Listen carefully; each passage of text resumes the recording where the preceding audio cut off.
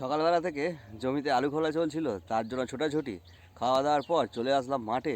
ফাঁকা মাঠ, ধুধু করছে। তারপর আমি একা বসে আছি এখন গাছের ছাওয়ায়। যদি গাছটা না থাকতো তাহলে ছাতা ধরে রোদেতেই বসে থাকতে হতো। কেন এসে বসে আছি বলুন তো? নাহলে জমি থেকে আলু নিয়ে পার হয়ে যাবে। কি কপাল রে ভাই! আমি যখন এসে পৌঁছালাম জমিতে তখন দেখলাম 4-5 জন ছিল। তখন ভিডিওটা করা হয়নি।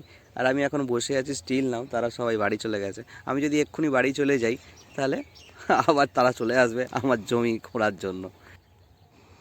বসে আছি পথে, কখন যে তারা আসে কোদাল হাতে আমার জমিতে। সময় এখন 4:15, এখানেই শেষ নয়, সন্ধ্যার পর আবার এখানে আসতে হবে। বন্ধুরা, ভিডিওটা ভালো লাগলে অবশ্যই আমার চ্যানেলটিকে সাবস্ক্রাইব করবেন এবং বেল আইকনে ক্লিক করে রাখবেন পরবর্তী ভিডিও আসার জন্য।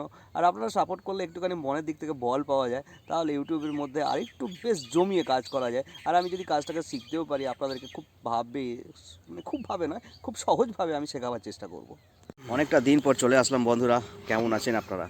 টানা 3 মাস কঠোর পরিশ্রমের পর জমি থেকে একটা একটা করে আলু তোলার পর প্যাকেট করে এটা স্টোরেজ করার জন্য পাঠানো হবে। গুড মর্নিং ফ্রেন্ডস, আশা করি আপনারা ভালো আছেন। চলেছি মাঠেতে, আলু খোলা হচ্ছে। আর এদিকে আমাদের যে জমিটা আছে তার আশেপাশের সমস্ত জমিতেই আলু খোলা কমপ্লিট হয়ে গেছে। আর এই যে সাদা সাদা জিনিসগুলো দেখতে পাচ্ছেন, এই সাদা সাদা জিনিসগুলো কী বলুন তো? বৃষ্টির জন্য আলুগুলো সব পচে গেছে। আরও একটু কাছ থেকে দেখাই, এই যে সাদা সাদা জিনিসগুলো, কী আর করা যাবে, আমাদেরও তাই। তো যতটা আছে এখন সেটাই যত্ন করে বাড়িতে তুলে নিয়ে যেতে হবে। আরও একটা জমিতে লাঙল দিয়ে চাষ দেওয়া হচ্ছে, তাতে কিছু আলু বেরোবে।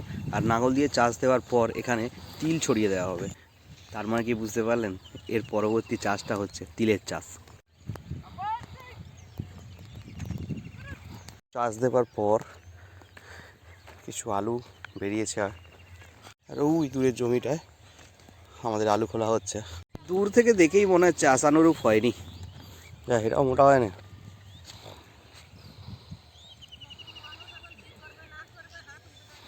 একটু আগিয়ে যাই, কাছ থেকে গিয়ে গাদাটা দেখি আলুর সাইজগুলো কীরকম। আজকে টোটাল 13 জন লেগেছে আমাদের এই জমিতে আলুটা খুলে দেওয়ার জন্য। এটা কমপ্লিট করার পর পাশে আর একটা জমি আছে, সেই জমিতেও যাবে। এই যে তোমাদের আরও ঝুড়ি লাগতো না, সেই জন্য নিয়ে আসলাম আরও ঝুড়ি।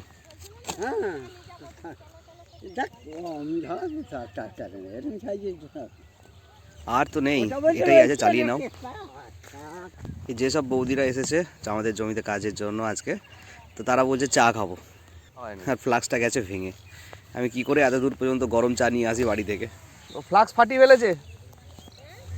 ফেলেছে, আচ্ছা, চিন্তার কোনো কারণ নেই।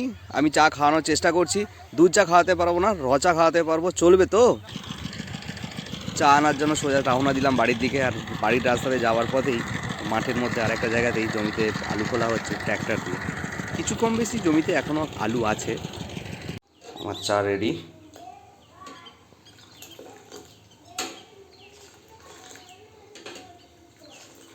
ফ্লাক্সটা ভেঙে গেছে তো বললাম, এই কেটলিটা করে আমি চাটা নিয়ে যাব।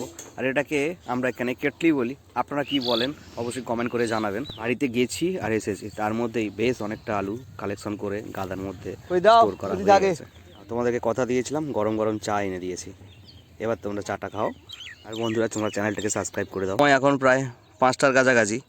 আমি জাস্ট ওখান থেকে বেরিয়ে চলে এসেছি আর এসে বসে আছি এই সামনের একটা জমিতে। ব্যাস, শুধু এতটুকু এসেছি, তার মধ্যেই দুজন এসে হাজির। কি বলবো,